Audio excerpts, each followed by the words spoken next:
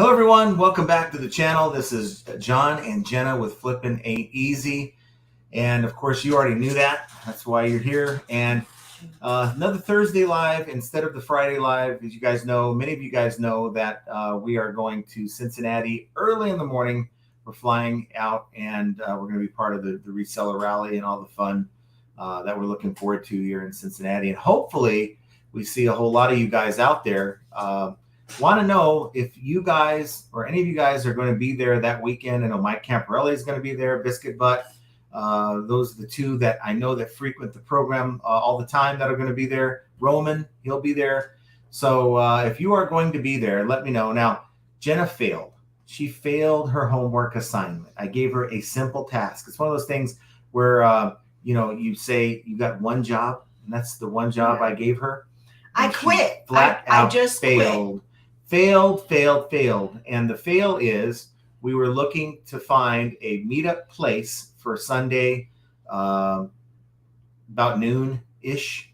Have some lunch. Let's sort of meet up after we've hit the yard sales and kind of talk about the things we're able to find and just anything, just talk shop. And I still want to do that, but we just don't have a place for that. Now, Jenna's playing with her phone, and this is the wrong time to come up with that decision. No, that's not. We're not going to announce any place because I want to be part of the decision. So if you want to be there, if you plan on being in Cincinnati and you want to, on Sunday, maybe before you head out of town, we're going to do this around noon, somewhere in Cincinnati. We're going to figure it out, but it's got to be a decent place. Buy your own lunch. Let's go and hang out as a group. And if you're going to be there, at least let me know in the chat. Also, and email me too, because I'm going to put out a community post once we figure this thing out. So make sure you're subscribed and, of course, hit that notification bell so you can be notified once we get it all figured out. Okay, so with that out of the way, and also this is hopefully the last Thursday live stream that we have for a while. I mean, we may have one the end of October because, I like to do my trips sometimes to LA, and I have a trip planned for the end of October, but that's another day. So as expected, eBay has come out the 2023 fall seller update. You guys all know that. And my first read through was through the video that I made yesterday. So if you haven't watched it, when we're done, go check it out. Now, I guess I'm happy with it. So that's the reason why the title, the good news with the fall seller update is it doesn't appear to me that we are going to be dealing with repercussions or issues. Now, maybe I'm speaking too soon, knock on particle board here, but that is always my biggest fear with Q4, fall, winter, you can call it whatever you want, seller updates, talking about, I think for many years, or at least up to now, is dealing with item specifics, tweaking listings, tweaking categories. No mention of category changes, guys. No mention of tweaking item specifics within specific categories. It seems as if they're leaving that alone, and that's good because we don't have to worry about switching our listings up midstream. No worries about dealing with lost photos. I think that was something that happened seems like forever ago, but it was about 2020-ish. I think it was 2020, 2021. You guys who had dealt with it know more than I do. So that's the good thing. And I don't know how you feel about it, but it was really vanilla. And I think no news is good news. We all know that in some way, shape, or form, eBay has been playing with the platform behind the scenes since April. Okay, that's what a lot of people have reported. I can't say that I've seen the same thing, but again, I'm not seeing. That's one thing about this channel. You're not going to get a lot of what I report to you from my own lens all the time. If that was the case, you would have thought that this summer I would have had a bad summer, which is the farthest thing from the truth. I report a lot of what you guys say. I go in and read. I heart the comments. I reply back when I can, but I'm just trying to get the pulse of the reselling community. And so this channel is a lot more than what I experience, what Jenna's dealing with. It's the community. I try to pass on, here's what I'm seeing, guys. So a lot of channels out there will totally ignore what others are saying and say, it's not my items, it's eBay. Here's another. Yeah, I will report the glitches, but eBay is not the problem that's holding you back. I'm willing to bet that there's many out there who are struggling. This only applies to the folks that are struggling, that continue to struggle, who have struggled for most of the year. And a lot of it is what you're selling. Of course, I'm not going to put that aside. That's definitely a big part of it. But do you even have a plan? And I want to make a video about that. I don't want to go into that now. But I think having a plan, do you wake up in the morning and have an idea? Is your day planned out as to what you're going to do with your business? Or do you kind of even work your business around something else? And I understand sometimes we have to, like our families and our first job, maybe you have a first job. But if you're finding that reselling is your main business and it's not your main focus, then that very well could be just an improvement there, could make a world of difference. So, all right, off my soapbox after 7 minutes. And also, because we have so much going on, literally, I just went and picked up 2 loads of stuff, got back with like 20 minutes to spare. And we did our shipping this morning, right? So the shipping's ready to go. And I said to myself, earlier I said to Jenna, we're going to ship out any residual, anything that from the time we're done shipping this morning to this evening. We're going to get up like at 2 a.m, get the shipping done. Once the shipping's done, put it by the door so our son can take it, give it to FedEx when they come tomorrow, and we'll be done with it. But of course, the way eBay works, I got 2 sales this afternoon, and I got another 2 sales after I got home with 30 minutes to spare for the show. And I said, you know what? I'm going to knock it out. I'm going to go in here, and I ran 3 FedEx labels. So they're right by the door. I don't have to mess with those. And one was like a 50-pound, 30 by 18 by 15 box. You mean I didn't have to mess with it? Well, you didn't have to, but I was going to have to mess with it at 2 a.m. because I know you, and you love to do the whole war paint thing. I'm not doing that. You're going to be out of commission at 2 a.m. So I knew I was going to have to deal with all the shipping, and I'm fine with it. I still am.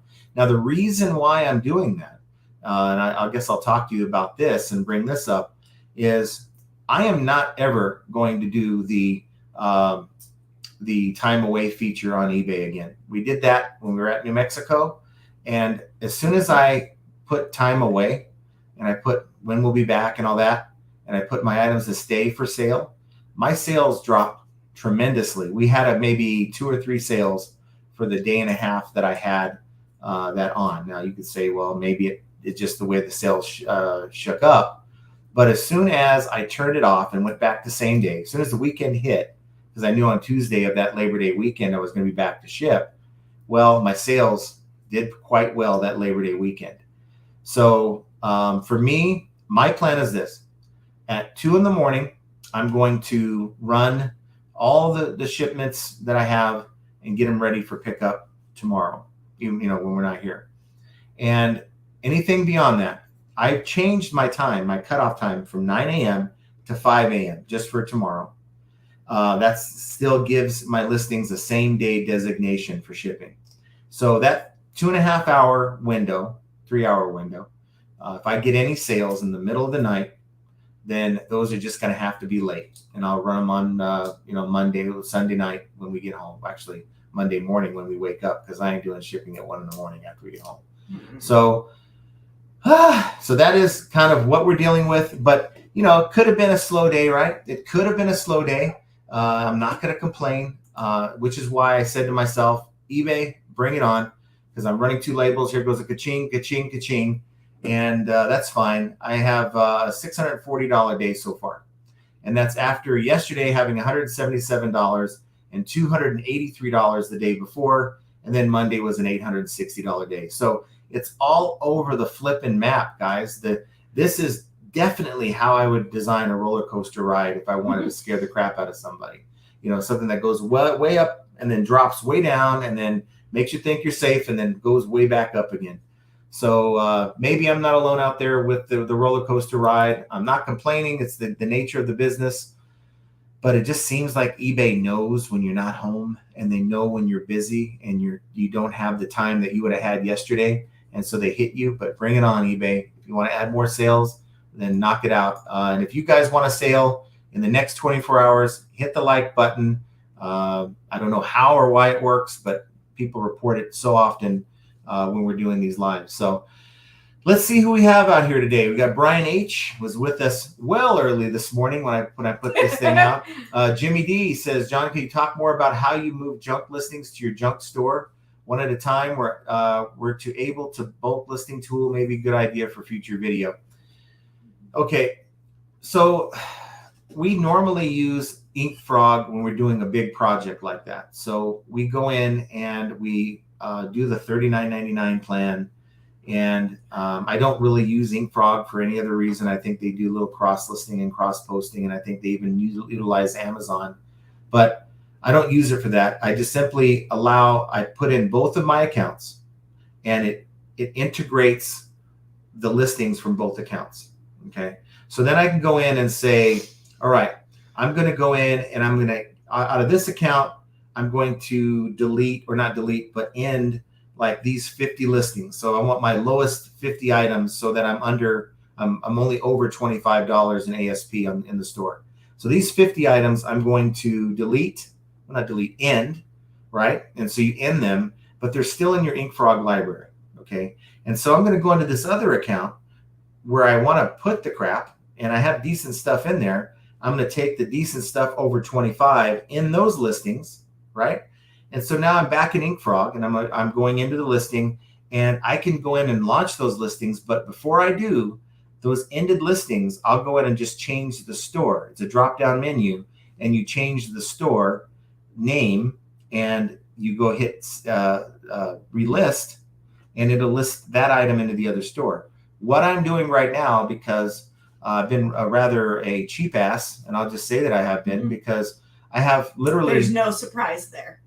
We'll talk about that here in a minute. We have 45 items that we're taking from my store, the main store, and I've already ended those items. And I was going in and I was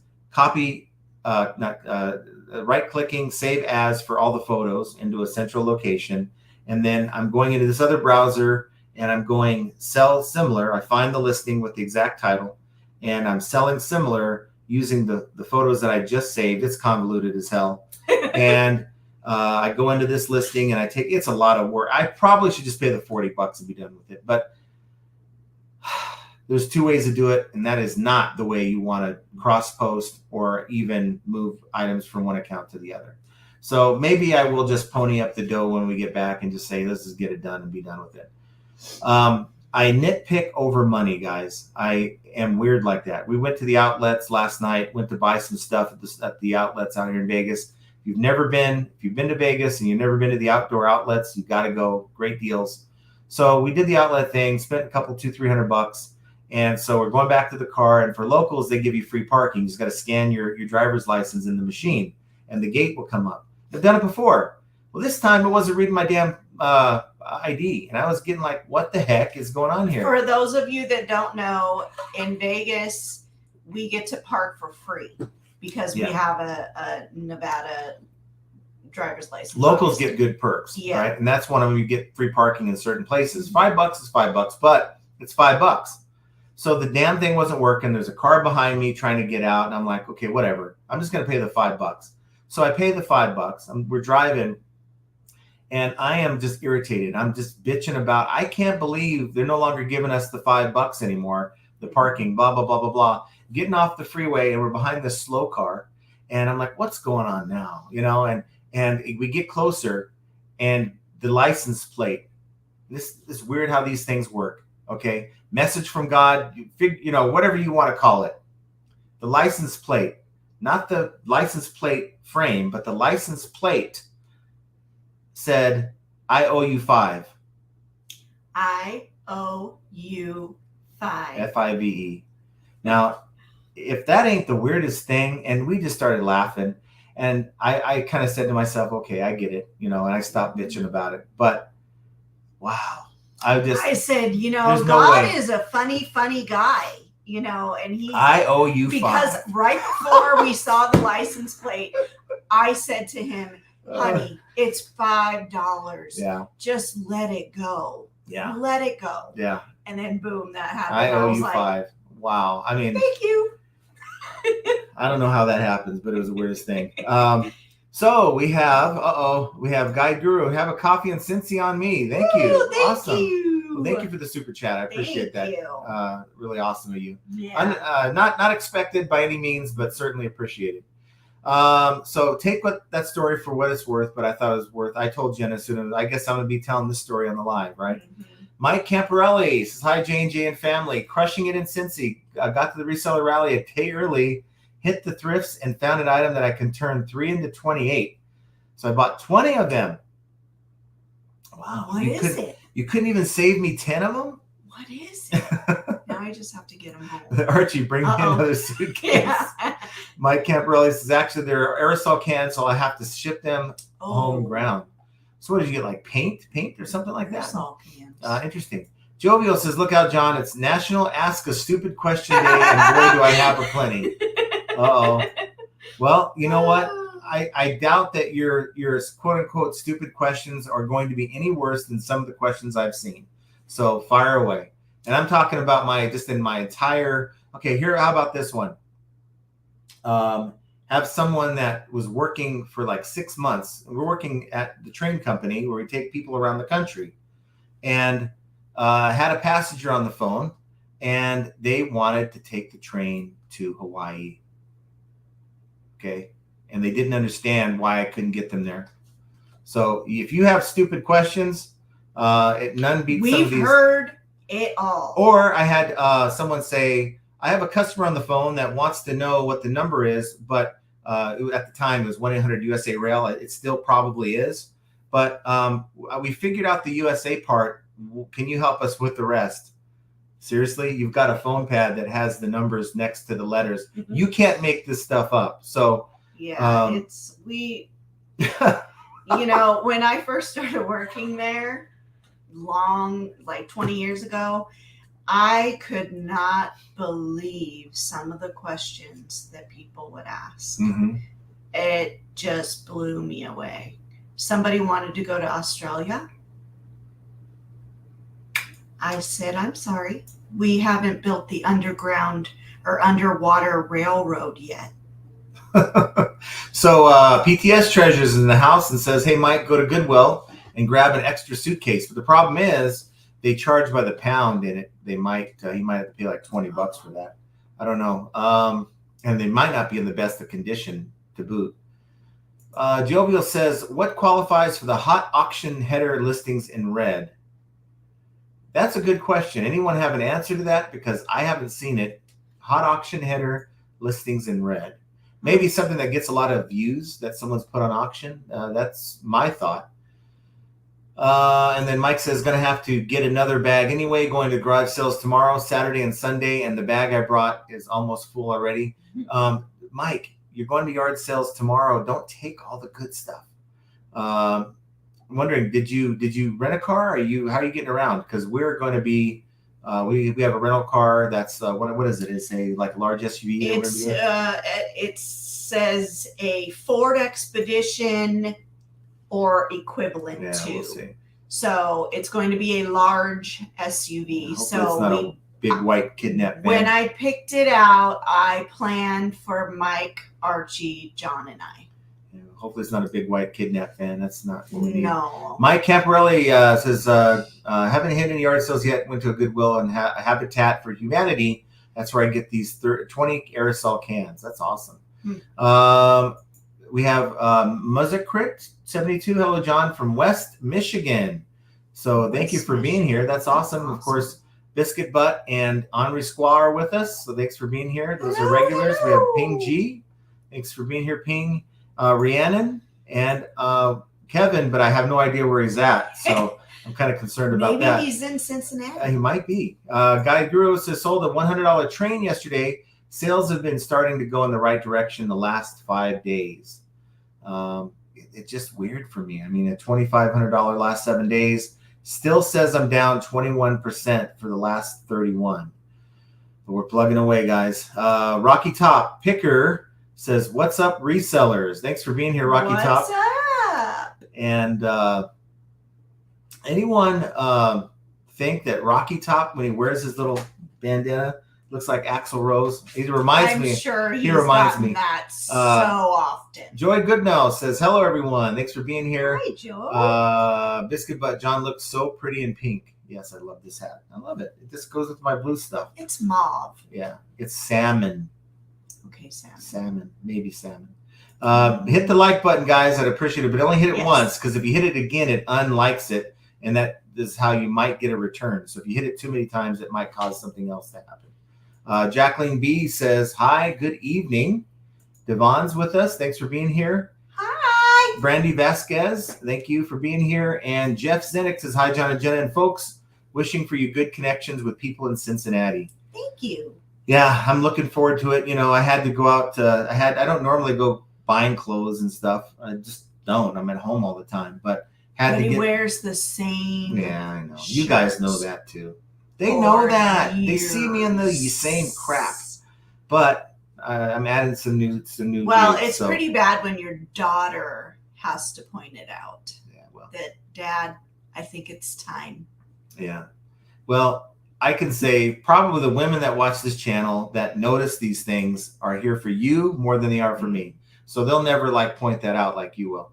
Jacqueline B says, "Did you hear about..." Because I love you. Yeah, well, we wonder sometimes. Did you hear about eBay getting sued by the government for allowing certain items that could be harmful to the environment as well to people? And I knew I was going to be asked this question. Yes, I did hear about that.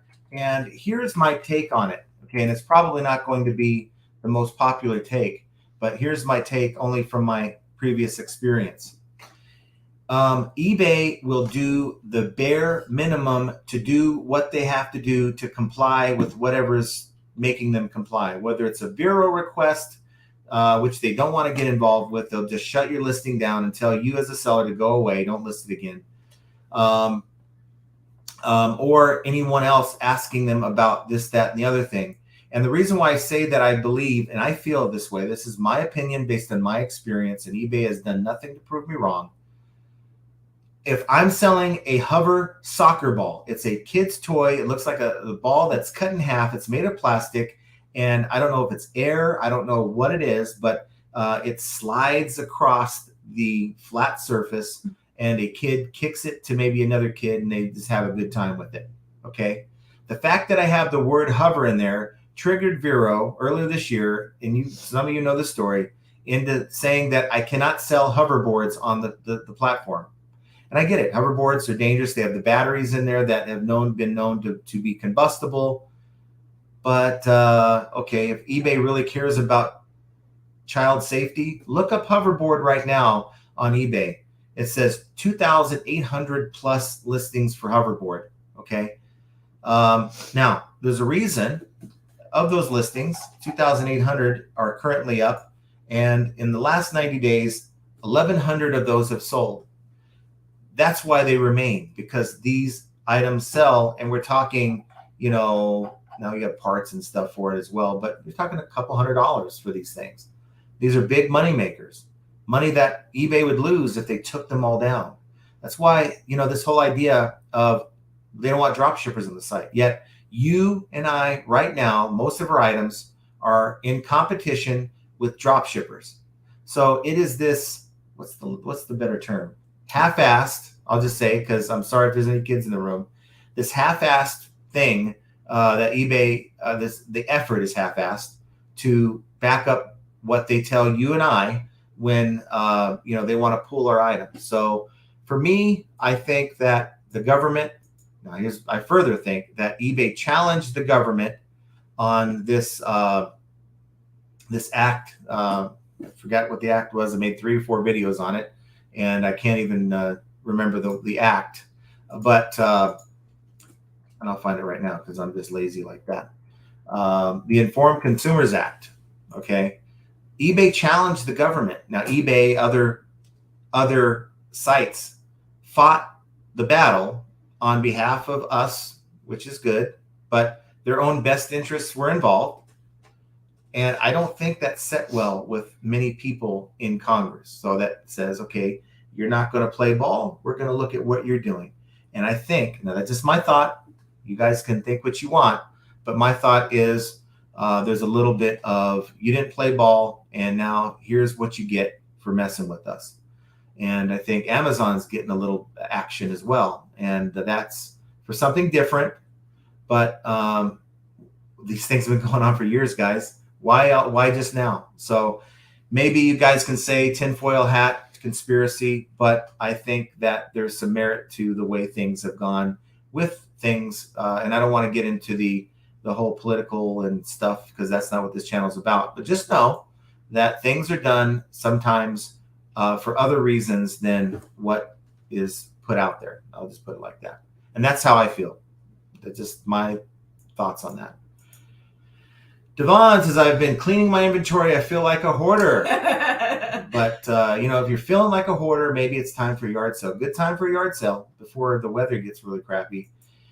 Jerry Johnson says, hello, everyone. Jerry. Biscuit Butt. Who all in chat is going to Reseller Rally this weekend? Hopefully you guys can give me some info on that. 1 foot flipper. After 9 months, I finally have the end of my death pile in sight. Yes. Awesome. Now, you mentioned death pile, and I think I heard Josh talking about on his live today that there's a lot of people reporting that they're just backing off buying new stuff. How many people are doing that? How many people are backing off right now before Q4? If you come across merchandise, or you're not even going to pick up merchandise, you're just working with what you have. How many people are doing that? Now, as a person who is going to be going to yard sales this weekend, and I do frequent yard sales, but also I'm looking at other ways that I pick up merchandise. The idea of less competition just makes me happy inside, from the eBay John, not the YouTube John. So the YouTube John says, what are you guys thinking? I know that, okay, you might have a death pile, right? You might be worried about investing money when sales are slow, but I mean, what better time to buy merchandise but for Q4? We have Q4 next week. So and everyone has their own reasons. So I'm not dogging anyone. If your financial situation just doesn't allow you and eBay hasn't helped you recoup your expenses so you can buy more, I get it. But I would rather take a break from buying like January, February, maybe even before summer when things kind of slow down anyway. But I think Q4 is the time where you got to have your foot on the gas. But if you're not buying, hey, more for the ones that are, I guess, right? Biscuit Butt, too now late. They're all going to feel like they're missing out. Too late, Biscuit Butt. I already did my lecture. So let's see. 1 foot flippers. Yeah, I've been feeling sick, so I haven't had a live in weeks. Yeah, I was wondering where you went. So hopefully you're feeling better. I hope you're feeling better.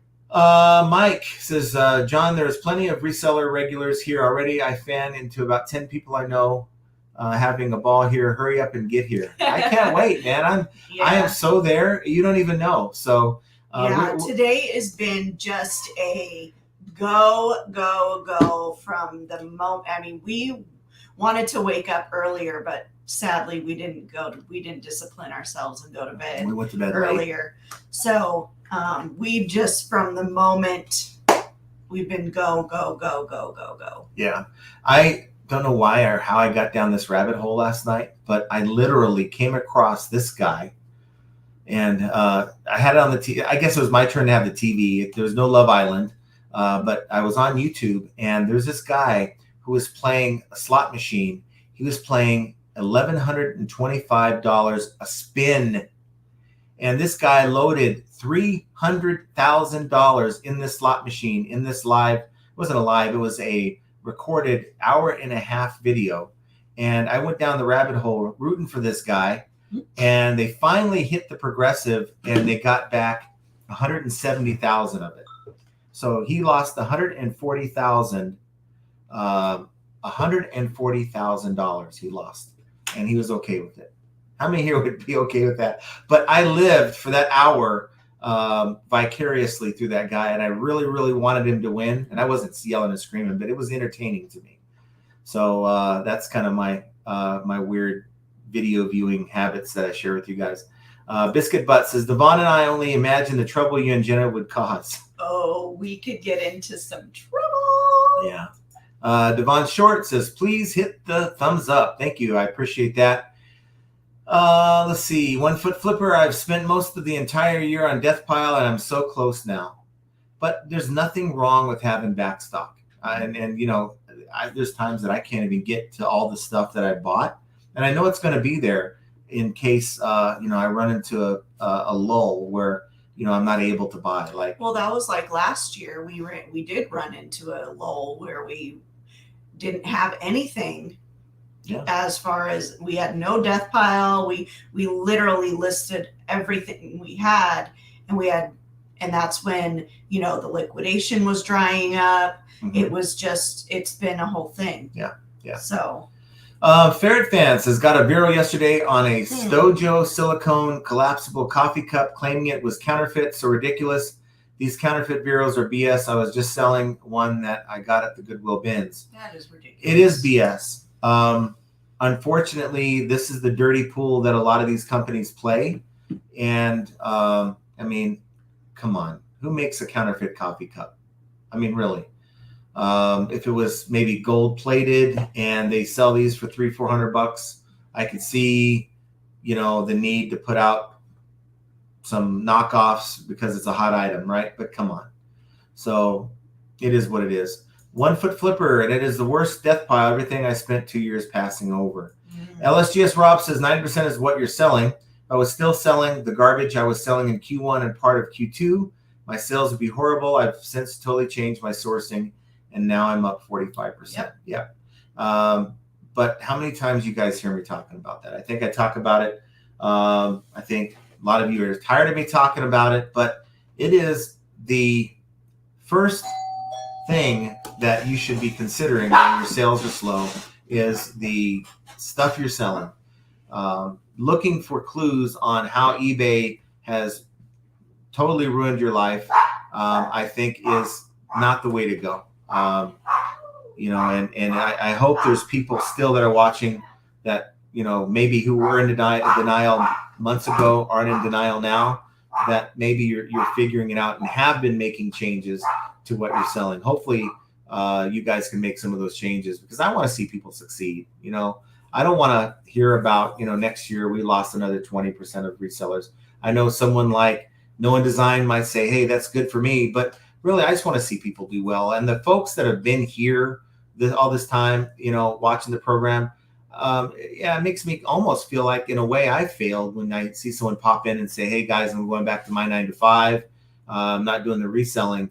I kind of feel bad about that, but you know, it is what it is. It's not unexpected, because the way this economy is going, and I think economy is a big part of it, that it's making it difficult for people to make it work. Biscuit Butt says, if anyone wants to hear Rocky Top Picker and sing Bret Michaels songs, check him out on the Reseller Locker Room podcast. So check that out, not now, but after this live stream. That'd be cool. Guy Guru says, I'm starting to think that flipping might not be, in fact, be easy. It's not. It's never been. And if someone, I was thinking about this today, if someone could say that flipping is easy or reselling is easy, they're not doing something right.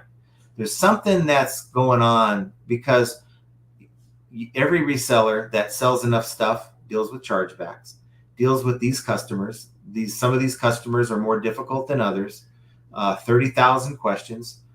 Jenna had one the other night, 30,000 questions. She's like, I'm about one more question away from blocking this person because I don't want to deal with all the questions. All the information's in the listing. No need to ask. These are new. These are not new shoes. They're used. Who asks how many times have these shoes been worn? Who asks that? But yet Jenna got, like, her third question was, what condition are these in, was the second question. And how many times have these shoes been worn was her third question. Makes no sense to me. Makes none whatsoever. So it's not easy. LSGS Rob says, most are selling horrible items that nobody want, then blame eBay because they refuse to take accountability. And that's right. They see something that they found one comp for in the last 90 days. So they then think that's justifying them to pick it up. And they don't know if someone bought it and canceled. They don't know if someone bought it and returned it. They don't know. They don't even take time to look to see. Yeah, it's sold a couple times in the last 90, but this thing has 100 items of the same thing that you're now going to have to compete with. And you're going to have to find a way to be special for those next two people in the next 90 days. So how are you going to get your listing out in front of everyone else's? They haven't even thought about that. Rocky Top says Commonwealth Picker's video was interesting today. Yes, but I had already had these conversations with. I saw his video, but I already had these conversations with Kevin.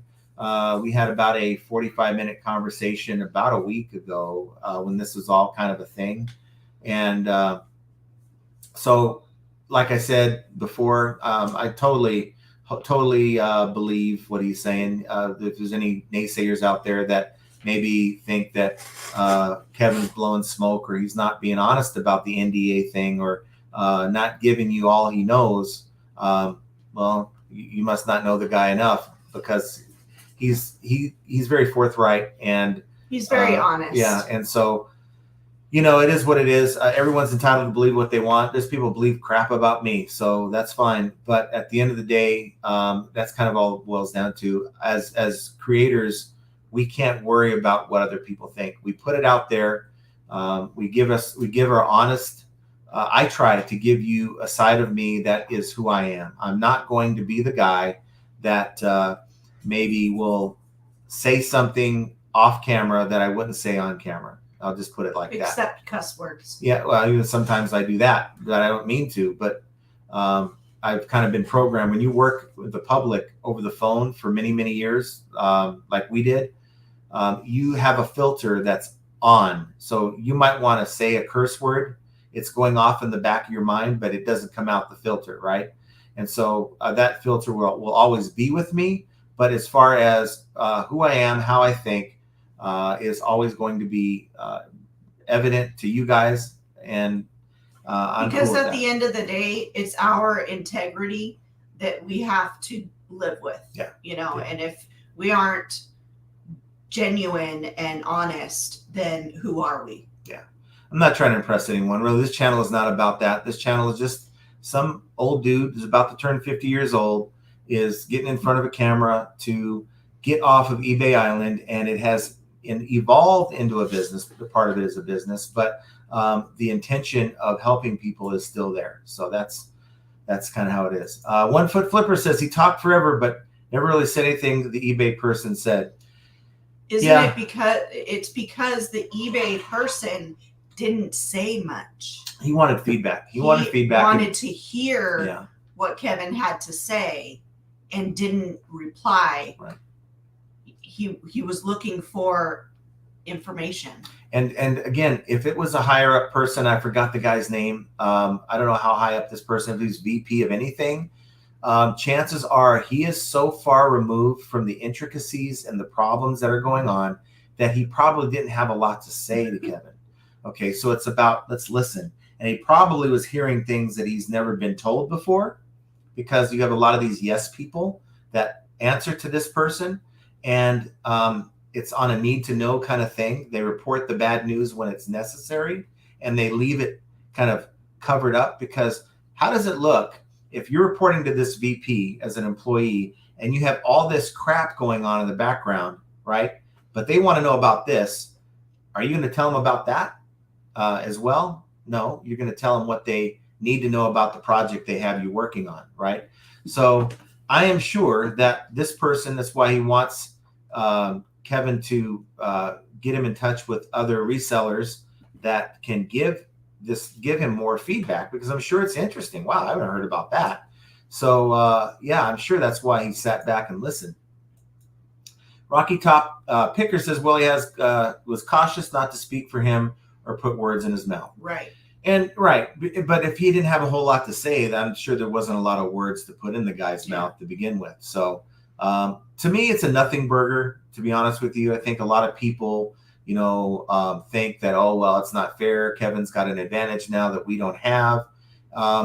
what advantage? I mean, we're talking about a VP probably is so far removed from the product that how is it going to benefit anyone? Now, Kevin's been an honest guy, and I consider him a friend. So I'm not saying this because I talked to him. I'm just saying this because I know from watching him, if anybody's watched him for a long enough time, you should know who you're dealing with.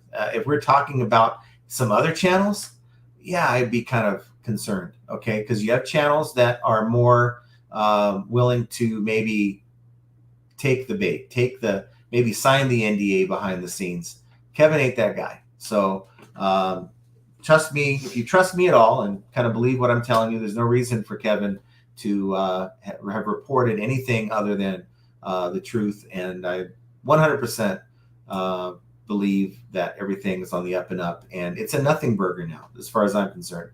No meetings are happening now because of all the hubbub and people yelling and screaming behind the scenes about improprieties and things like that, or projected improprieties or perceived improprieties. I doubt that eBay is going to do that again, because it's not, for a lot of you, it's not a good look. And eBay was simply, or this VP was simply trying to get some feedback. And I think there needs to be more communication, not less, but that's just the way I look at it. Devon says, time away kills your sales. I'm a firm believer. For us, it does. People that claim they get great sales when they're away, but I can only see within what I see, and I see the 2 times I've ever tried it, it's never worked well for me at all. So I'm not going to do it. And in fact, I only did it this last time because when I set my policies to from same day to 3-day, they didn't take effect right away, and they were still offering same day. And I'm like, well, that's not going to work. So I just scrapped it and went with it. Let's see. LSGS Rob says that's probably because of what you're selling. People don't want to wait for that long to get it. I do great when I put some time away and allow sales. Sales drop, but not by much. For me, I'm going to take a 3-hour window and risk any sales within that 3-hour window is going to get me a late. It ain't going to be that many, guys. It ain't like I'm selling 20 items a day. I wish.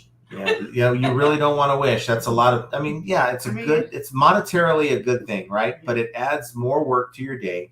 And I'm sure that eBay, people talk about how eBay throttles sales. So they see how many items you have, how many items you've sold historically, and they try to throttle you. So I think there might be some truth to that, because eBay doesn't want to put you as a seller in the position where you're so overwhelmed you can't fulfill the orders. It creates a bad experience for the buyer. And that is, in my mind, first and foremost, eBay's concern. Well, second and foremost, beyond profitability, it's their concern is keeping the buyers in a position where they should be able to experience a positive buying experience. So 1 Foot Flipper says, of course, someone else messaged me about it with that perspective before I saw it. So I went in looking at it from that angle. Okay. Let's see. All AI, or is that All Dunk? All Dunk says it's all over the place for me too. 1.5K sales a day, followed by $64 sale day, followed by an $850 day. Yeah. Back and forth. And it's why. Yeah. I can't say I'm the most consistent seller out there, because there's probably people that are way more consistent than me, but it's a very few days out of this year where I haven't listed at least a few items. Okay. We're talking about when I'm not here, I'm always listing items. I already got my items ready to go. They're scheduled to go for Friday, Saturday, and Sunday. So all I'm doing right now is, like I was telling Archie, I got some good stuff I picked up today, and stuff that's going to sell like as soon as I list it. So I want to get that up, right? I don't want it to sit in my garage until I get back. I want that money to be ready for me to buy the next one. So I'm going to work on that tonight, and it's going to be a long night, but I enjoy doing what I do. If I didn't, it would be just, I would dread it.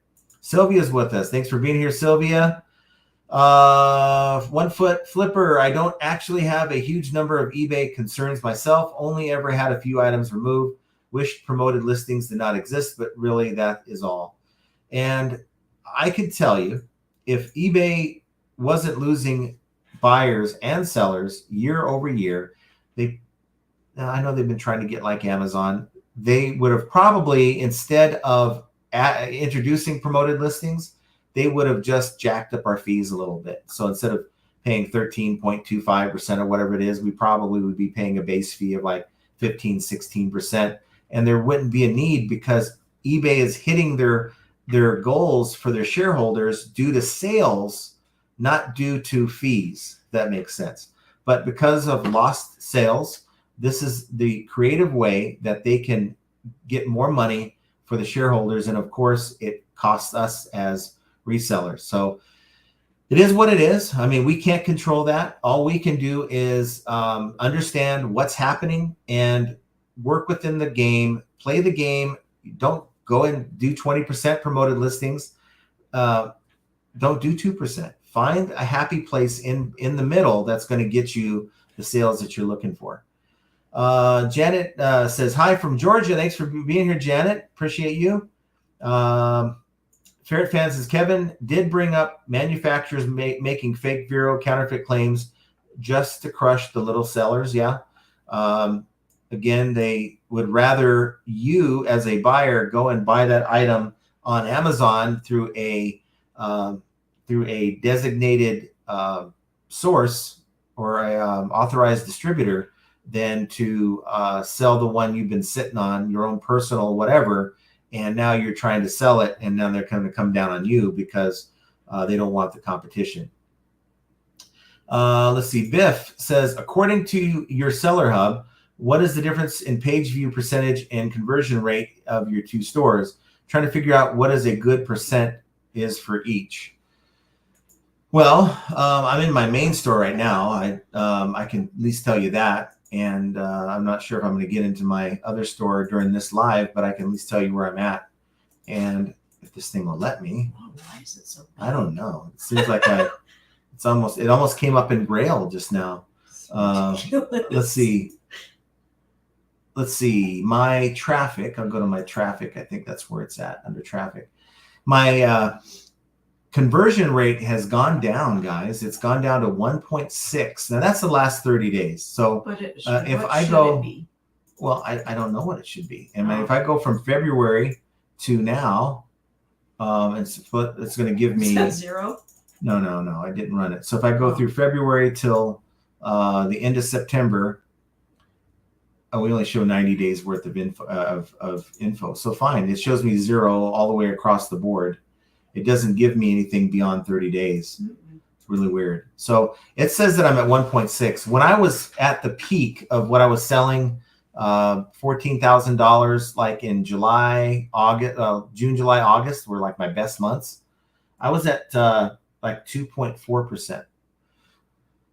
But I still had a lot of crap in there. So I don't know. I may not be the right person to answer that question. Guru said if you end and sell similar often, that may be why. It could be because, again, you guys know my process. I do a weekly end item sell similar. Now, the funny thing is, I know that Josh had mentioned on his live that the whole end item sell similar process, AI has gotten a hold of it since April. But guys, I've been doing this on a weekly basis, April, May, June, July, August, and now into September. And only now, this is the worst month that I've had. In fact, I did one on a Thursday a few weeks ago. You guys know this. And I had my best external traffic day on the day I ended items and sold similar. So I don't know. It's hard to say, but here's the good news for me, at least.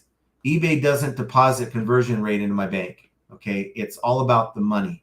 So however you can figure out to get the sales, that's the way you need to do it. Every person's going to have a different situation. For me, 1.6, 2.4, it doesn't all really make a difference to me if I'm still getting the sales. It's just noise to me. For other people, it may be exactly what they need to be focusing on. So I'm trying to use that as maybe information to help drive what I'm moving out of my main store. But again, my main focus is the sales. give me my sales, and I'm going to be good. The only problem that I'm having, the thing that's concerning to me is, why do I have a $800 Monday followed by a $200 Wednesday, followed by $180 or $170, what's today, Tuesday, Wednesday, and then a going on $700 Thursday? It's just all across the board, and it's hard to figure out. I don't know. One Foot Flipper says, there's no way to compare yourself to another seller there unless you are both specialists in the same thing. Yes, yes, I agree with that. So that's why it's difficult. I mean, I talk to Archie all the time about sales and stuff like that, but because he sells different things than I do, it wouldn't really mean a whole lot to say, well, we have the similar items in our number of items in our store, but because we sell different things, it's like comparing apples to oranges. It's just not worth the time spent. I'd rather spend that time just getting more stuff, quality stuff listed. Jenna, you look like an angel. Oh, thank you, Sylvia. Solid Ref says, what is your eBay store so we can show support? Well, I do talk about it. I hate, and this is the thing, I almost wish I never gave out my eBay store ID years ago, because at the time, anyone who's been with me since 2020 or whatever it was, when I started talking about this, when people started asking me about my store, and that is, I was always worried about the extra traffic from people who were going to just come and check and see what we're doing, right? That drives down your, at the time I was talking about, it's going to hurt my traffic, and people were saying, that's garbage. Don't worry about that, blah, blah, blah. But now more than ever, it's a thing. So you get a lot of people to your store. They start looking and browsing, looking into your listings, right? Those are page views, and they don't buy, and it kills your conversion rate. So for someone like me, I don't even know how valid traffic actually is or has been, because I get a lot of people that do go onto my store and look at it. But it's Value Trends with the Z, VALUETRENDZ. That's the main account. I literally have 150 items for sale after wiping out 50 that I didn't want in there anymore. And I'm making decent money, guys. I'm still making good money with a small store. Let's see. We won't even talk about the other store. Yeah, that store is a hot mess. That'll get a $50 day, $100 day, $50 day. There are a lot of 0 days, but it supplements the other store. So we're doing fine. And it's getting rid of some of that old liquidation palette crap that we have. Jerry says, God shows up when least expecting him. Yes, sure I agree. Does. One Foot Flipper says also, Biff, it really only starts becoming more important if you run out of storage space. Guy Guru says, I'm not a fan of the Ohio Goodwills. Go down south a bit in Kentucky. They are way better. I heard that too. We're going to be staying on the Kentucky side. Covington, is it Covington? I think Covington, Kentucky is where we're staying. One Foot Flipper says, I haven't actually had a trip to a normal Goodwill to be worth the time spent since I started full time. Yeah, I don't like Goodwills. They're overpriced for junk. If you're sourcing at Goodwill, you better be finding really good stuff at the prices that they're offering. And I just don't think you're going to find enough, because there's so many people that are looking for the same thing that you are, and it's going to be hard to really maximize your time. Why are you limping, buddy? He's always limping. No, he's something wrong. Yeah. Okay, I'm a gamer says, hi, John and Jenna from Canada. Have you ever sold bulk stamps, and any helpful hints if so? I haven't sold bulk stamps or anything like that, so I'm probably not the one that can give you good advice. But for drawing off my experience from like selling military stuff, you're going to have a dedicated type of buyer who are looking for a certain type of thing and will keep checking back. They see that you're continually listing a lot more of the same. And I would say treat your customers that are like into these niches like collectibles, treat them a little differently, and do not offer or ask for immediate payment. Because if you're selling and adding new stamps or whatever you're selling constantly, they're going to want to buy multiples and combine shipping, and you'll be surprised. I mean, the thought is, well, we'll get a lot of non-paying deadbeat buyers that way. but you'll be surprised that you're going to have people that are going to pay right away. And I didn't have one single non-paying buyer that entire summer last year. So that would be my tip. If I gave a tip, do not require immediate payment for those type of buyers. There's a lot better type of buyer than your average everyday buyer.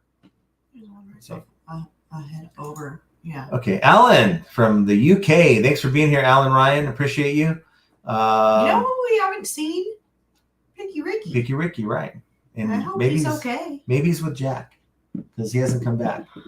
1 Foot Flipper says, although I will hit one sometimes anyway, I can write off the mileage for an unrelated trip. Mm-hmm. Yeah. Kent says, have you guys ever ran a train? They don't want us behind a train. No. Yeah, well, I'm glad that's what you think he's asking. But no, we have never been a conductor or an engineer on the train. Jenna, can you tell us in your head version of what you told that customer? I think the one, are we talking about the one that was asking how many times the shoe was worn? Yeah. Well, I know what she was thinking because we were talking about it. They were driving to the said outlet. what I didn't type what I was thinking, but I sure said it. How many people here can, within 5 times, know how many times they've worn their current pair of shoes? Please. Within 5. Can you tell me the exact number of times you've actually wore your pair of shoes? So yeah. My response when I got the message, we were in the car on the way to the outlets, and I said, are you, and I when we're not on camera, I don't have a filter. It doesn't exist. Yeah. And so yeah, some things were said. But to me, right? I'm only the filter. to him. Yeah. Brown Eyed Girl says, hi, I saw the rumors about what you did in New Orleans on Twitter. Are those tweets true? Huh? What did I do in New Orleans? Well, first of all, I've never been to New Orleans, so. Well, and I've been to New Orleans back in 2005, so ask away. I'll be glad to tell you about that trip. That was a trip where me and Buddy went for bowling nationals, and that was something else. So love to hear what that has. I don't think that person should be yeah, I here. know. Did somebody block that person? Oh, that's really weird. That's an odd question. You tune into a reselling channel and you want to ask about something that is, who knows? I don't understand. You might want to put them. Yeah, well, so we'll just do that. Let's see. Biscuit Butt says, what about Sebastian Bach 2023 compared to 1990? Holy moly, that guy got fugly. I have no idea what you're talking about, Archie. No, he's talking about just because, what's his name? You said. No, you're losing me again. You're losing me more than I was lost before. So Cinnamon says, I saw those tweets. Kind of hope there isn't any truth to them. I'd be super disappointed. What are we talking about here? I think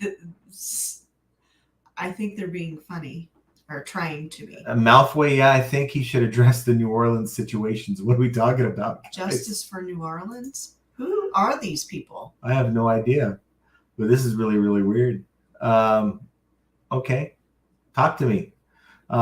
Biscuit Butt, New Orleans getting Derek Carr was a disaster for sure. Yes, I hate that New Orleans situation. Yeah, but that New Orleans situation. Yeah, we have never been. Well, I have never been to New Orleans. Yeah. Big Dre says, I've been sourcing a lot this week. Paid $16 for 3 pairs of shoes with comps at $100 a piece yesterday. There you go. I would be all over that too. Mike Gertis, and well, the other thing is, if they're $100 a piece, now just make sure they're authentic because they're going to be going through the eBay authentication system. Mike Gertis says, hello, maybe most know this already. Just dealt with an international ship nightmare today through my eBay ship program. I learned don't combine the ship individual listings. You have to group them into one. Yeah, I think you group them into one on through the combine option, and it should work. But I'm the wrong one to ask about that because I have turned off my eBay international shipping a long time ago. Reseller Tom says, howdy, thanks for being here. Let's see if we can get anyone new here. Midwest Picker says, I hit the like, so instantly got a cha-ching. There we go. Yeah. Carla Olson, thanks for being here. Yes, for some reason, but I agree. 1 foot flipper. I basically bought nothing this year other than things my regular sources brought to my front door. There you go. Mhm. RV Butterfly. Me too, Ernie. I don't know what you're saying, but thanks for being here. So Kent is from New Orleans, I believe. Okay. I always was. I don't know why. I'm just so confused. It's the blonde, I think. I don't know. I'm gonna have to. I have a. What's funny is I have Twitter, but I don't really ever, or X as it's now rebranded. But I don't really ever do anything but read stuff on Twitter. Kent said I would be happy to host you guys if you come to NOLA. Okay, but that still doesn't answer all the other questions about what people. Okay, that I can't. I don't have an answer for that. Let's see. Jovial says I'm out of room. Got to go through the death pile to make some room. I only source higher ASP items now. Yes. Tommy's here. I hope people leave everything behind. More for me to buy. You know, people not buying now. They're afraid to buy. I just. Big Dre says this month Mercari earned the most. eBay second and Posh third. But if I don't even have all my inventory cross-listed Mercari and Posh yet. So that's a good sign. We're working on it. It's a slow roll. Okay. I mean, this trip has taken up a lot of Henri Squaw, I think it was. This is like an older guy, you know, and he's like has a huge house in Vegas, and it's like he was talking about how he lost $147,000 and his like big backyard was like pristine. It's like, wow. It's like must be nice to lose $147,000 in slot machines. And it's like, okay, we'll get him next time. Okay. Yeah, $400,000. Larry Todd. Is that per child? Because I can agree with that. Silver Hair says, I just lost $400,000 having each of my children. That's gambling.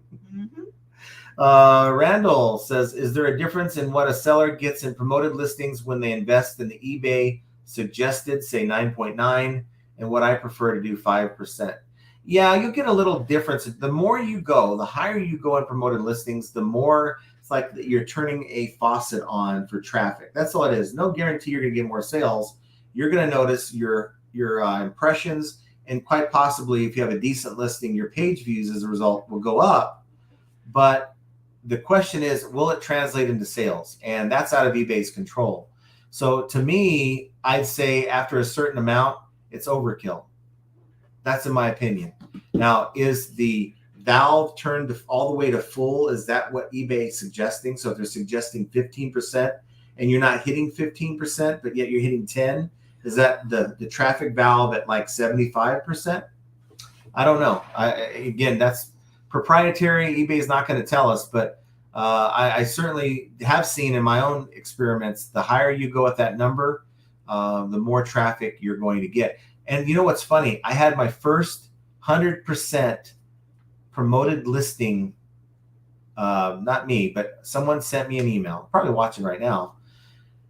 And they told me, hey, I just sold this item and I had it at 100% promoted. And I didn't realize that I was going to have to, ship the item. Of course, it's going to cost you whatever it costs to ship. But you're getting hit with 13 point something % for the standard final value fees off of the entire amount the buyer sent you, plus 100% of the entire amount that the buyer sent you is going to eBay, right? So you're out of pocket those expenses plus the actual shipping label out of your pocket. And this person was like, how do I unwind this, right? So I gave them, told them one way how to do it, but don't do it, guys. This is why it's important. Set a number, stick with it. For me, it's 10%. And until I see that eBay is continually, I saw 20% the other day that eBay was suggesting, okay? Until I see that me sticking with that number is now causing me to have fewer and fewer sales, I'm not going to budge that number. I mean, it maybe the way the game's being played, eBay is going to continually move that bar until it's unsustainable. How many people are going to leave when they can't make money off of their items? Thankfully I can't. I mean, I can take an item that I bought for $5, I have for $80, and they come at me for $40, and I can consider, well, that's an 8 times flip. That's been sitting for a while. Fine, I'll take it, right? But how many people have that much room from what they buy it for and to what they sell it for, where they can play that game and continue to go higher and higher with their promoted listing rates? Bobbles Blings this is Tommy. I'm going to the meet and greet tomorrow. No boat tickets to find, sadly, but I actually going to see people again. Ativan is packed. Okay, now you're that. I guess you're going to be at the hotel at the get together at 8 p.m. I think it's at 8. Where they're going to have a trash to cash. Well, we will be there. It's going to be a long day. Yeah. But it's one of those things where just so much is going to be packed into the day. The adrenaline, I think, will certainly be rolling. However, it's going to be, I'm going to be exhausted. Okay, for those of you who want to know, the 300K slot machine is Vegas Matt is the channel. And he said, witness the name of the video is Witness the most insane gambling video. And to me, it was like, you got to be kidding me. They're putting in like these $30,000 vouchers, and like they get like 20, 30 spins, and then they have to reload, and it's just nuts, right? And it's certainly, I just can't. At some point, it's not gambling anymore. If you have maybe that's expendable for them to just go in and throw that kind of money away. Yeah. For me, it's like a $20 bill, right? It's like I lose that. I'm not interested in the slot machines anymore. John Doe says, I hate the newest update with shipping. I rely on the reduced eBay shipping rates. So now what's the newest update with shipping? I can say that right now, as compared to earlier in the year, I think that the options are more than you've ever had before. And the rates are fairly comparable if you add in Ground Advantage. A lot of times, you have that 2-pound item that you're shipping, and you're forced to ship it with priority mail before, right? Now you can get a better deal, shipping at Ground Advantage, save yourself a couple bucks. So like to know more about what you're thinking on that. Blithering Rando says, I got a counterfeit Vero over a name brand beauty item, wasn't worth counterfeiting at all. A no-name brand. Yeah, no name. That's so stupid. And 1 Foot Flipper says, what shipping update? I'd love to know. Silver Hair says, flipping is easy the way I do it. LOL. I'm not going to go there. Biff Buffalo says, Rockstar Flipper says, flipping is easy. It is easy when all you do is make listings. So, not saying it's all he does, but okay, a big part of your business model is making listings for other people. That's easy. To me, listing is easy. So if I could find somebody that is willing to give me $1 or $1.50 a listing, don't know why anyone would do that, but if someone was willing to give me money to create a listing for them, that would be easy. You don't have to deal with customer complaints, don't have to deal with returns. I don't know. I just think that it's not the listing part. I think for some it's the shipping part. I think for some it's the customer part, but it's the entire package. If you're doing everything you're supposed to do as a reseller, then there's going to be aspects of it that is like, this sucks. Okay. And in the beginning, flipping ain't easy. Okay. It's not, because you're learning every single day what works, what doesn't. And even to this day, we continue to learn and grow and reevaluate our business. And it's a constant thing. Flipping is easy. It gets easier as you go along. It Yes. will, as you get in the groove of, getting to know the process of what you implement into your business, it can be easy, but the whole picture is not always easy, especially in the beginning. Yeah. And want to say thank you to Jovial. Thank you for the super chat. Ice cream money while in Cincy. Find a Grader's ice cream shop. Grader's ice cream. And try the chocolate black cherry with chocolate chip. Ooh, there you go. That's up her alley. So good. Awesome. Thank you, Jovial. I appreciate that. Thank you. What I'd love to do, because I've always liked the show, Guy Fieri, diners, drive-ins, and dives. Yeah. And I want to find a good one of those places that has good reviews for Cincinnati to go hit for like lunch or something. That's what I want to do. But I guess we'll figure all that out, kind of wing it. I'm going to figure it out. So Tommy says, I bet I get $30 a week asking, or 30 times a week asking, how many miles are on the shoes? Blanket response is, I don't know. The odometer is broken and blocked. Don't need the problem buyers. And that is what we kind of said. After I said to Jen, I said, I would say, based on the questions that this person's asking, it would be a block to just block them. It's not worth the hassle of having to deal with this type of buyer, because they look at the photos, they look at the listings, they get it, right? They do their smell test, whatever they do, because obviously they're asking questions that most people wouldn't, a normal person wouldn't ask, and they're not going to like it. And guess what's going to happen? Some kind of return is going to be open. Yeah. So I told her, you might as well want to block it. Now, I want to say to my friend Scott out there, Beard, I don't know if you're watching Beard, watch your lives all the time. Check them out in the morning. Just can't get up that early to hang out with you guys live. But I do say that blocking is definitely a tool that sellers should use when warranted to avoid issues. Now, if your radar is in tune, if you've been doing this long enough, you can sniff out a bad buyer from a good one simply by their behavior before the sale. Now, a lot of them won't come out and show who they are until they start asking questions. If you start getting 30,000 questions and the information's in the listing, that means that unless your item's pristine, maybe it's used and maybe it's missing a charger or missing this, and you've done all you can, even putting the word read in the title, and they don't read it, they're asking questions. Maybe they're not going to tell them to look at the pictures, right, or read the description. Right. When you have to tell them that in a message, there's a problem. Yeah. So they're obviously, they're going to be a problem in the beginning, in the middle, and in the end. And I don't want to deal with it. And he mentioned that, hey, blocking is the worst thing. Well, it's not the worst thing to do, but it is like a thing that doesn't make sense to do, blah, blah, blah. People, if they wanted to, can sign in as a guest and buy your item if they really, really, really, really wanted it. But not many people are going to take that effort. If people will not take the effort to read your listing, they're not going to take, unless they're really devious people, they're not going to take the effort to circumvent your block by going the guest route. This, that, and the other thing.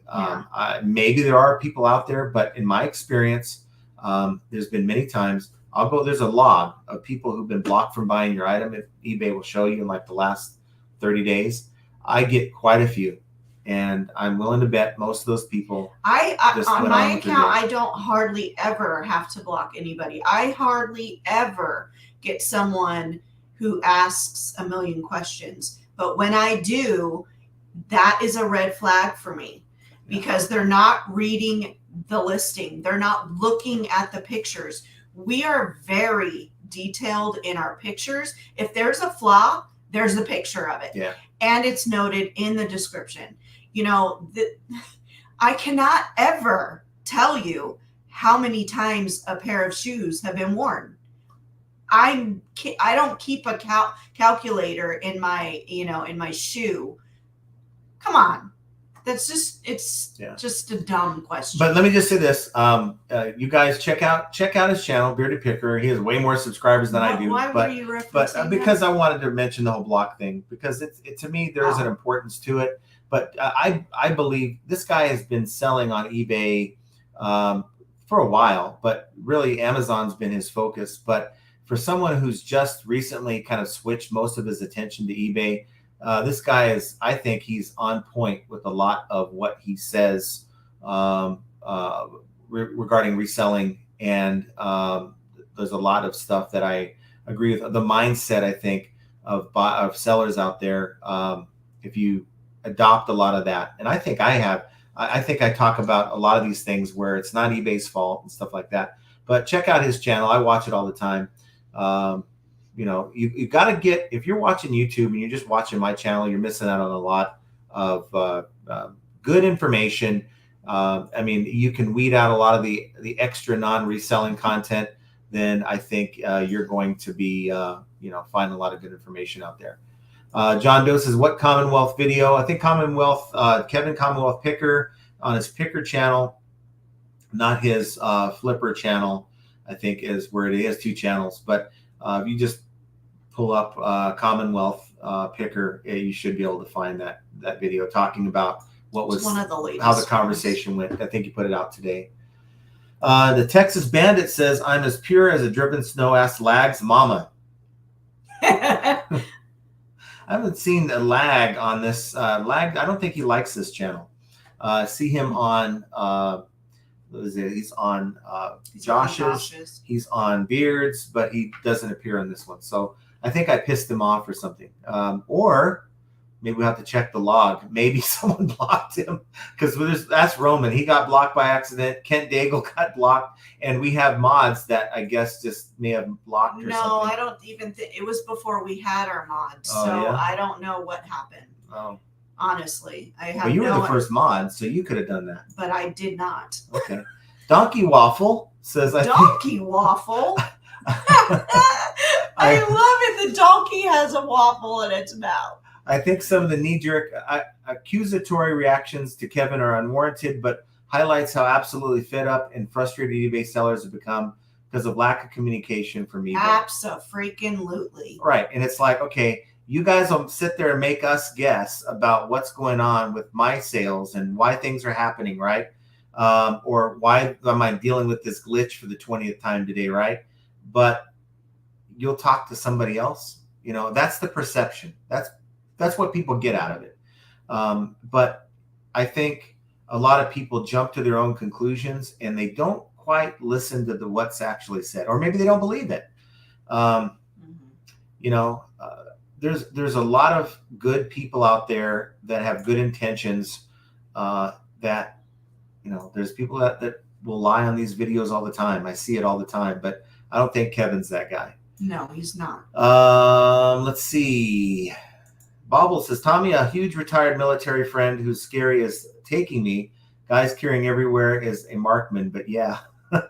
Hey, at least you'll be safe. That's right. Tommy says, "eBay turning to influencers for opinions. Feedback is like me lecturing on brain surgery. That alone shows the disconnect." I mean, if you've ever been a part of the corporate world, you know exactly what I'm talking about. The higher up someone is, a VP of whatever, it sounds impressive, but they are much, much removed from a lot of the processes and the things that are going on. Larry Todd says, "If an eBay VP called, I would hang up. Host has to be spam." Yeah, I agree. Marilyn says, "Hello from Arkansas. I'm sure this eBay lawsuit is going to heavily jack up our fees. Yikes." You know, it depends on how it goes. It could be dropped. I don't know what the monetary part of it is. Let's hope not. Yeah. But I guess we'll see. There's no free lunch, so any money that eBay has to spend out of pocket is always passed on to the end user, which is you and I. Mark says, "Everyone must hit that like button and get a sale. If you don't hit that like button, you'll get a return chargeback." Oh, don't wish that on anyone. No. There's some, okay. There's some people out there who are watching on their TV, which there's no like. Well, there is. They just got to find it. But yeah, it's not that serious. But get the sale, hit the like button. I appreciate it. Noah Design says, "I think Jenna's best quality is her cussing. There's something about a woman whose every other word is 'I'll tell you,' bleep, bleep, bleep, bleep, bleep." No, that's a woman. Yeah. Sometimes I'm very much a sailor, and it bothers me sometimes. When the bleep, bleep, bleep, bleep is directed at you, you start to think differently about that. Rosie Game says, "Hi, John and Jenna. Nice to see the both of you and have a great rest of the week." Well, hi, Rosie. Andy Reno is with us. Andy and Indiana in the house now. It's going. How's it going, FAE family? Great. Teabag says, "Don't worry, eBay raising fees will be next. Then they'll have their way both times." Let's hope not. That's a good thing about the seller update. No mention to fees, right? Maybe the raising of fees is the raising of rates. I hope that's not the new fee raise.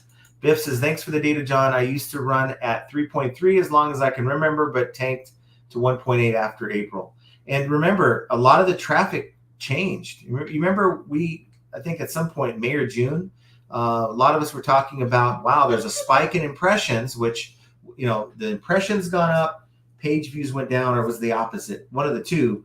And I don't think the traffic is right. If I'm being honest, I see this traffic. All I need to see was a day I made $100 and I had the best traffic of my month. And then most of that traffic was external after doing an end item sell similar on my entire store. Yeah, I think the traffic's broken. Tommy says, God, people making up stories about end and relist is exhausting. Just let them all believe it. Sheep will be sheep. Just blindly follow bad advice and wonder why they can't get ahead. Yeah, and I think you're in the same boat as I am, Tommy, as far as, believing what we've seen. And I do a weekly end item sell similar. It's been my routine. It's probably going to be something I do tonight while I'm watching the football game, even though I've had a really good day, like almost $700 sales day today so far. And it works, guys. It's working. It hasn't killed my sales. Yes, my sales have been inconsistent this month, but only down 20%. But I've been doing this since April. And when my store has 0 sales 2 days in a row, I come in and I ask him, "Hey, can you do the thing?" Yeah, I gotta do because and then when he does it, I get 4 or 5 sales the next day. So it's nice. What do you need? I need my pen. So if you're going to the Reseller Rally, if you're going to the cruise, yeah, I've got different colors, but I got a pen made. Flipping ain't easy. So if you're going to the cruise, you will get one. You have to go like this, like an influencer. Yeah, my hands are. We need to get Larry Todd. He's the best hand model here on YouTube. Yeah, there you go. So nice little pin. It's one of those pins that write. Oh, it writes beautifully. So good. And it has a little thing for your iPad. The little tip at the end. Yeah. You can see it. So I saw that. I'm like, you know what? I'll spend the money, get it done, and we'll be passing those out. I think they're going to be giving away some little goodie bags. Where's the box? Oh, it's down there. You got to remember to bring it because that would suck to forget it. Oh my God. Let's see. Jeff says, I would guess that in listings and sell similar and getting a new item number would immediately get viewers who clicked on the newly listed, I can't speak English today, option for the item they're looking for. Yes. See, here's the thing. A lot of people will say that's been changed. AI is no longer treating the end item sell similar process the same, but yet why is eBay placing the newly listed or new listing tag, the little gray tag that they put next to the title? Why is that still happening? If it was no longer a thing, then it wouldn't be doing that. So from all intents and purposes, it's still working the way it has been for me. And again, a lot of these same people are saying this was done, these changes were made in April. Well, okay. So obviously I would have seen a difference since the time I was doing it from February to April. And now April to now, it's no difference. And I do it every week. So think what you want. I mean, all we can do as YouTubers is kind of report what we see. It doesn't affect my business at all if you do it. I'm just trying to help you out. So if it's something that you're not going to do, then certainly don't do it, right? Let's see. TikTok says bowling nationals. That's really great. Yeah, it's fun, but it's a very, very tough. If you're used to bowling leagues and then you go out and try to bowl a tournament like that, it's tough. Let's see. Maya says, hey, y'all, I didn't realize there was a live tonight. For some reason, I have been getting notifications for these lives. Yeah, hit that notification bell so that you can be notified. Well, to help you out, sometimes if you unclick it to make it turn off and then you redo it, then I don't know what it is about the algorithm. I don't have a clue. But sometimes if you do that, and you resubscribe and turn on all notifications. I've had to do that with some of the true crime channels that I watch, and so I've learned that little trick, and it seems to work. Hustle Magnet says still ending September off with a bang. $175 pair of Kyrie Irving shoes sold to someone in Austria. That's nice. Awesome. Good job. Let's see. We got Dixie Mike. Flipper. Dixie Flippers in the house. Thanks for being here. Jacqueline says, may I ask why you're not doing international shipping? And can you please talk about a little bit of the pros and cons for us new sellers? Thanks. Jacqueline, I think the eBay international shipping program is very, very well set up. And on paper, it looks great. Before, I was using GSP, Global Shipping Program, before, shipping it to Kentucky, and now you're shipping it to Illinois, and that's all you have to worry about. You're just shipping the item domestically, okay, to Illinois. Once eBay gets it, it's on them to deliver it to the buyer, okay? With global shipping, it was like if your buyer wanted to open a return, they had an issue with the item, let's say it arrived damaged because we don't know if the item was like thrown off of the 747 on the tarmac. That was our problem as a seller to resolve that buyer. Now eBay steps in and handles your return request. That's a pro, okay?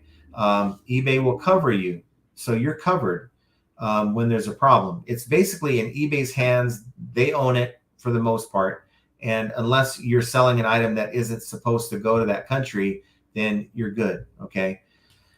That's the pros, and everything looked good on paper. I wanted it to work. I set myself up. They opted everyone in. I set my policies so that I can comply, so I could be opted in, and my sales, here's the con, for me, took a hit. Okay, so I was selling, and my other account, my crap account, was doing well with activity, and that went to nothing. My main account went to nothing, and my main account, I was like, okay, I gave it like 2 or 3 days. I ain't sitting on this, and I just changed over, and this is what the result was. I opted out, and within hours, my sales came back like hotcakes. Waited a couple more days on her end, on her account's end, didn't come back. I turned it off, opted out, and her sales somewhat normalized. So for me, I sell bigger items anyway. A lot of people aren't going to want to pay the kind of fees for these large packages to be shipped outside the U.S.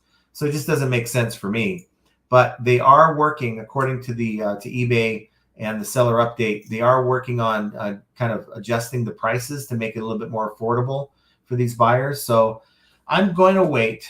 I'm going to wait until probably next year to consider that, maybe on the secondary account, and see how it goes. Maybe something I do, the next month or two. But right now, I don't need it. Tommy says, must have been something bad in the news. I'm guessing Kent probably ran through a crowd of protesters trying to get to Ross. He's talking Got to be the first in New Orleans, right? Yeah. And then Kent, 100% OMG. Yeah. Randall says, how much do you think promoting 8 to 10 listings affects the page views of your non-promoted listings? Not a whole lot. I mean, it depends on if there's at 8 to 10 listings out of 100 listings in your store, then it'll be more of an impact on your overall impressions than if you have 1,000 items in your store. So not a whole lot if you have a large store. Biff says, I have 35,000 items, but I just promote one of them, so the algorithm thinks my store is participating in the program. That's a Roman type of comment, actually. Not Funny says, I've only had 32 items sold, just started this month. I've only used Ground Advantage. It has been the cheapest every time. I like Ground Advantage. We like Ground Advantage. I've created a calculated Ground Advantage policy for shoes. So I've been doing that because a lot of the shoes run from 2 to 4 pounds, depending on if they're boots or shoes, right? And we've been doing that, and it's keeping the cost down for buyers. Farm Girl, Scavenger Noel, thanks for being here. Hi, PSA, if you've noticed you're getting counterfeit strikes, look at your item specs. You have a brand name in your title, you better have that brand name in the specs and not unbranded. That's good advice. Good advice. A lot of times we will put, instead of putting brand X, we'll just put unbranded because you can't find that title in your, that's good advice, because the way I look at it is, the way I've been doing it is, if it's a third-party title, I don't want to even, for a lot of these, I don't even put, that title that name in my title, and I'll go unbranded. Don't know if that's a bad thing or not. But that's Well, kind of I what. think it saves us to keep away from the Veros because, like this morning, we sold a Harley sissy what is it? Sissy bar. The saddlebags. No, it was a sissy bar. Did we sell that? Yes, it was a Harley sissy bar thing. It goes on the back of the bike. Anywho, we sold that, and at first I was looking for the brand so that I knew which brown box to pick, and there was no brand in there that I could see. So I don't know how you got away with that. It's a black detachable passenger backrest sissy bar fit for Harley Touring 2009 to 2022. Pretty cool. You wouldn't want to sit on it. No, come on. That's disturbing. But anywho, it was in. I didn't see Harley in the title. However, when I went to go look in the brand, you had put unbranded. Yeah, because it's not a Harley branded thing. No. Now, you know, like Kevin, Commonwealth Picker, got into some problems because he had a Harley jacket, right? And there's other patches on there, but he highlighted the Harley patch because it was the main patch in the back. I think that's kind of what got him kind of in trouble. But, yeah, you know, it is what it is. You know, we're just going to keep doing what we do. And, you know, they give you warnings. They don't shut you down. Yeah, so I just wouldn't put if it's an off brand of something that's a name brand, leave it out and put unbranded. I do that on Mercari a lot. But Noelle, that's interesting. So I'll have to look into that. Landshark Picker says, why are so many people against providing good customer service, both to easy customers and hard, stupid customers? Because I think that people feel like they don't want to be bothered. They just don't want to be bothered. Maybe they're not used to it. See, I've most of my adult life has been dealing with customer service. Mm-hmm. So I know how to reply to people. I know how to be professional. I know how to say I think in most cases, the right things, right? A lot of people don't have that training. They feel very uncomfortable. It's like asking someone to do something that's not comfortable. They tend to not like it. You know, that's why at first when I made the transition over to what I'm selling, I didn't want to sell all this big behemoth stuff. I just had to pull down a 50-pound box, 30 by 15 by 18 box. That handling that ain't comfortable. Okay. But after you get used to it, after you get more proficient in it, then it's like second nature. But because some people don't allow themselves to get to that level. Some people have never worked in customer service. They've, been working in the field of whatever they've been doing all their life, and they don't know how to respond in a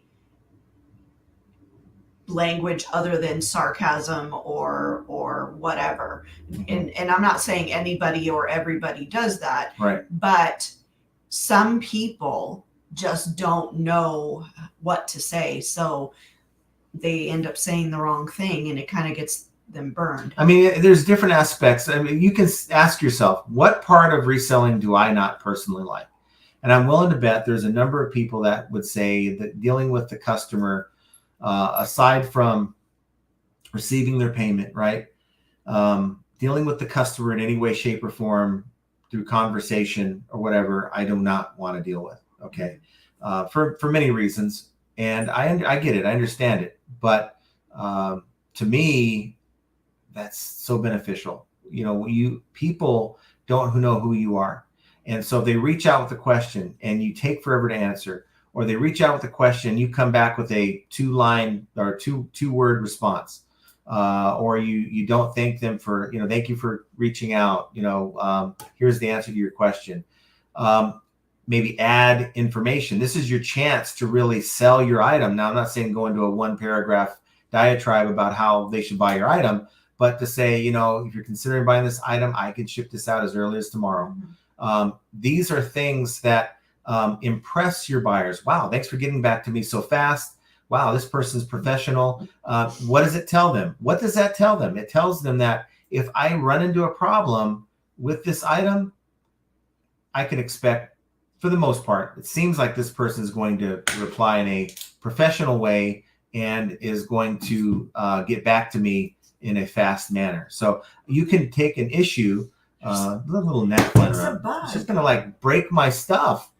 So I just think it can take a pissed off buyer and calm them down because you're on top of it. I had someone who sent me a message, and it was someone who bought one of those bathroom fans. You install it in your ceiling and you turn your lights on, the fan comes on. And they said, you know what? They've had it for like 25 days already. And they said, this thing is too loud. And that's all they said. And then they came back with another message, then another message. And then all I could do is like, well, what the heck does he want me to do? So I let him know. I said, well, I personally test these before I list them. You can plug them in real quick. For me, I wouldn't sell anything that had a problem. I said, now, maybe it was something done in the install. You said you had someone install it. Maybe a wire's loose hitting the fan. I don't know why it's making a noise, but to me, if you had someone install it, why would they leave if there's a problem? So you want to have your installer. If it was just too loud, that's a personal preference. We've got a fan in our bathroom that sounds like a roulette table. Wheel, yeah. And it drives us crazy, and I hate when he turns it on. And when I turn it off, and it starts going click, click, click, click, click, and I'm like, black 17. And so if it's just the volume of the fan, then that's your problem. But he was comparing it to his other bathroom, and then I said, well, the only thing I can say is you're welcome to open a return. And he replied back, well, I'm not asking for a refund. I just want to see if there's a way we can resolve this. Well, I mean, other than sending it back or trying to get a partial, I don't know how I can resolve it. I'm giving you information. Have your installer. I said, look, I get these so cheap anyway. He was talking about the grill also not giving out it's like a UV light. It's supposed to have some UV light. He says he doesn't think that's working right. I said, look, if I come across one, which I do every so often, I'll pick it up for $2. I'll ship it to you, and that calmed him down. So, and I will, if I find it here in the next 30 days or so, and there's chances I will, then I'll pick it up and I'll reach out and send it to them. That's good customer service. And that's what people want. It isn't always a refund or a partial. A lot of times it's a partial refund, but that ain't always what they want. Let's see. Randall says high maintenance buyers are like high maintenance women. Block them. They're not worth the trouble. Farm Girl says, love Scott. He's an amazing person. He is. I like Scott a lot. He makes me laugh on a daily basis. Yeah. I love him. I talk to a lot of folks. I talked to Scott. In fact, I think about a week ago, I talked to him on the phone. I think that a lot of the reselling stuff that he talks about, I mean, it's very blunt. And I think we're kind of blunt here, but he's very, very blunt. And some people need to hear that. It's unfortunate that some people, especially what saddens me, there's people that make videos and they just don't get that, you're so set in your ways that if you step outside from something that's not your own, someone else's lens to look at your operations and, whatever you're selling, it might look nice, but that could be the thing, the items you're selling, or maybe you're doing something wrong. But people don't want to see that. They don't want to be told that they're the reason why they're not. Yeah. It's, I guess, a softer landing. It makes you feel better. Doesn't change the result at all. I guess it does change the fact that if you don't realize that you are the person that's causing this problem of slow sales, that I guess it's preventing you from taking action. You're going to sit back and wait for things to change, being in this state of denial. I don't know. I think that you guys that are out there trying to get better at this game need to follow channels like that, like this, like that. There's some other good ones out there that are just going to say, here it is, guys. And, it might come off. Sometimes it's hard to hear, and it, certainly bruises the ego, but sometimes it just needs to be said. Yeah. Yeah. And you take with it what you will, but sometimes the hard truth is hard to face. Jovial says, buy glow sticks at the $1.25 store, because we don't have a dollar store out here. When you get there for your get together party, video everyone and send us a YouTube short. Have a great time. That would be fun. Yeah, I have a little plan for a video. It's something that I don't think has ever been done on YouTube, and I plan on implementing it. I'm not going to spoil it anymore. I'm not going to have, it's going to involve going to the yard sale or anything like that. It isn't going to be like, look, I bought this for $2 and sold it for $10. No. I don't like making those kind of videos, but it's going to be hopefully give you a little insight on perspectives, and I'm looking forward to doing that. Let's hope I can pull it off. If you don't see it, I'll talk about it next week, and I'll tell you why. Yeah, I'll tell you again. She has a good memory, but it's short. I do not have a good Ferret Fan says, I turned off international in April due to slow sales, turned it back on in August for a week. My sales have tanked again. I had 2 days with 0 sales and slow sales the rest of the week. Yeah. 1,300 items. Turn it back off. That's all I need to hear. That's all I need to hear is that somebody else tried it and it's not working, and I'll pass. Andy says, now that gray new listing line won't show up next week. Well, then that confirms they don't want us to think that it's a thing. And as long as I get the sales, I'm going to continue. So here's the thing, regardless of what somebody comes out and says, well, AI says this and AI is doing that, I'm going to continue doing what works for me.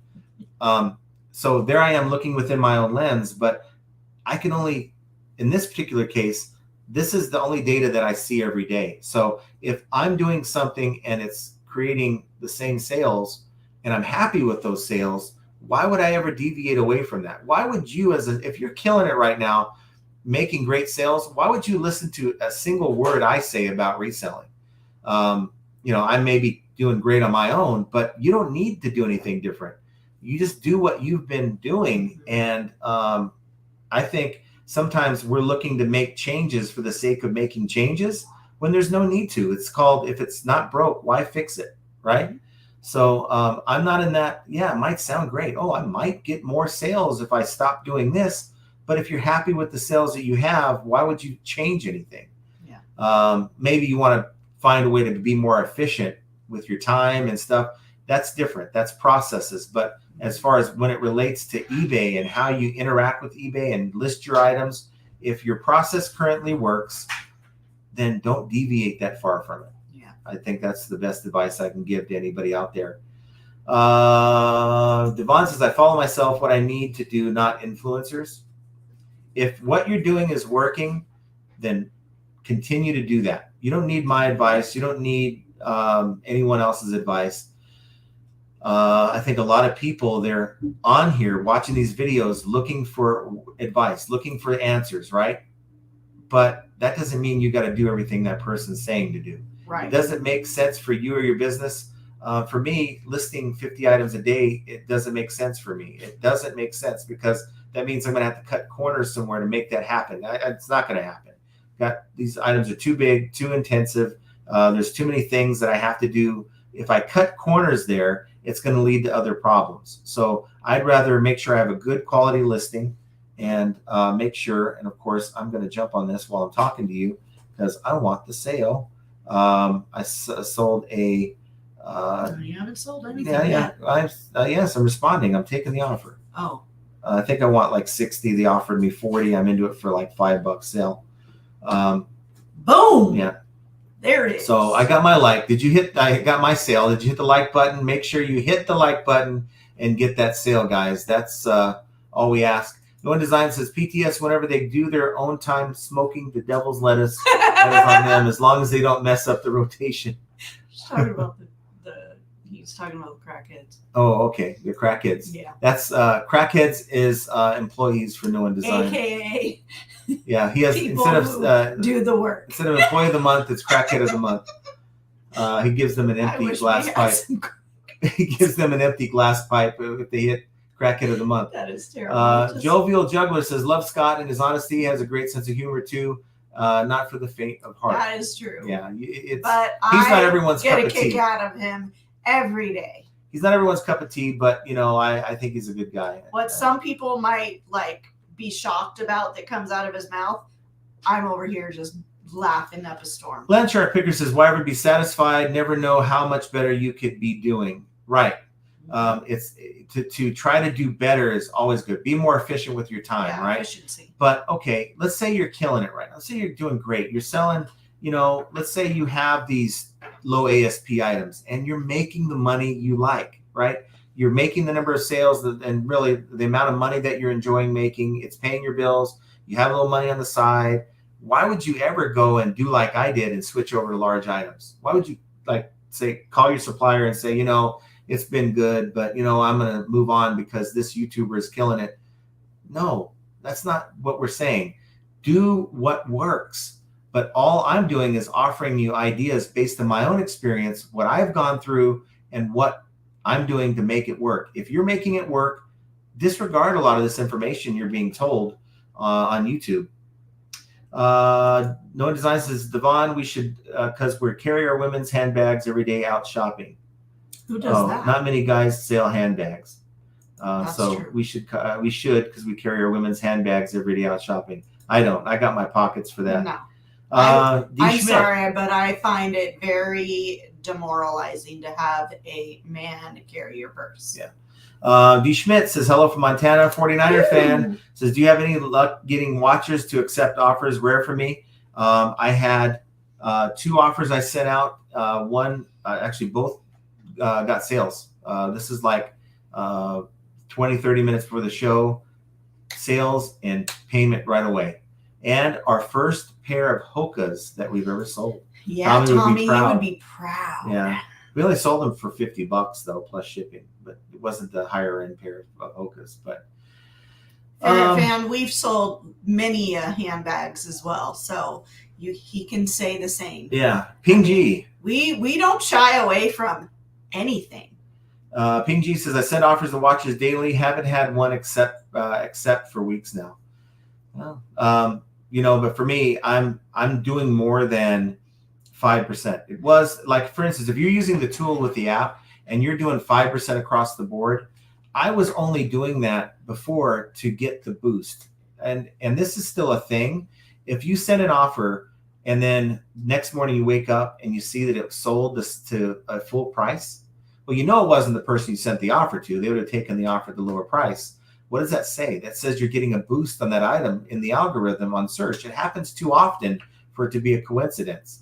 So I was sending 5% just to get the boost, and I wasn't getting people taking that 5%. They can get the 10% deal on the coupon on my listing, so it doesn't make sense.